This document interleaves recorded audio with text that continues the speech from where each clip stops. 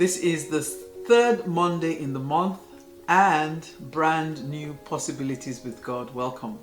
Where the 2025 go, the year is almost over.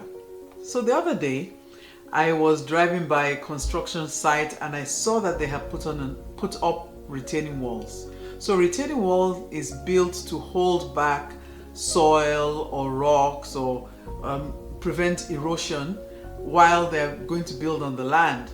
So I saw that the walls were up and I thought, why haven't they moved on this land? Why haven't they built on it? What's going on? I didn't see any other infrastructure going on and I wondered, did they just stop work on this site or why the delay? So I went back to look into retaining walls to see what they're for. And number one, they're to prevent soil erosion. If you correlate it with the word of God, prevent soil erosion. Your foundation, my foundation is the word of God. A retaining wall is to prevent the erosion of what you have learned. If you remember the parable that Jesus gave about the man that went to plant and he threw the seed and some fell on good ground and it grew. Some fell on thorny grounds. As it grew, the thorns grew and choked it. Some fell on rocky surfaces, nothing came of them. Some fell on very shallow ground.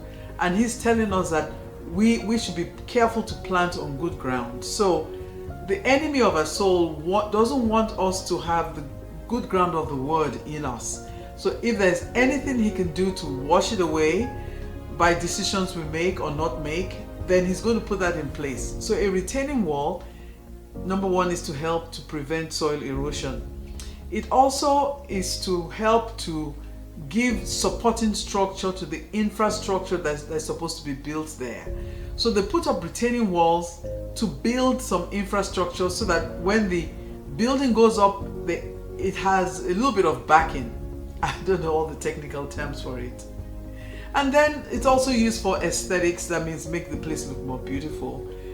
But when I read further about it, it says that sometimes the retaining walls go up first to prepare the site for construction, to protect the construction site, and to support the access of roads and such to get to the construction site.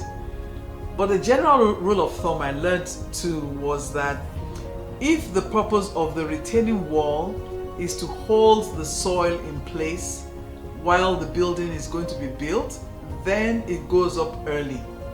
And if it's just for beauty, then it goes up later.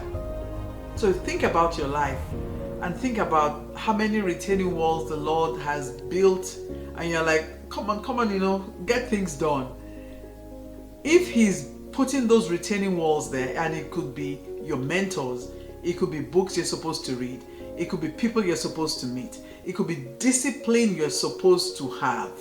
Discipline yourself to fast, discipline yourself to pray, discipline yourself to read the word, discipline yourself to give a word if it's giving you a word, discipline yourself to go out and minister to people.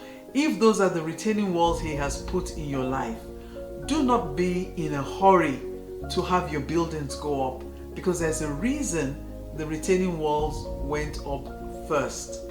But remember, it says if the retaining walls are just for beauty, it goes up later. So if God is building your retaining walls, just imagine what he's going to do in your life if you are patient enough to allow him to walk through it and to build it up.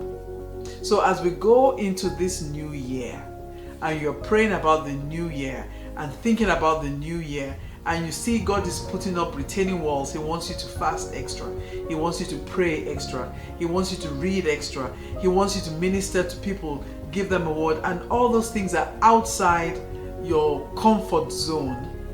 Let him stretch you. There is a reason, because when the new year comes, you'll find yourself in a much better place to do what God has called you to do. And if you do these things, your life next year will never be the same again. This message has been from him, for you, and for his glory.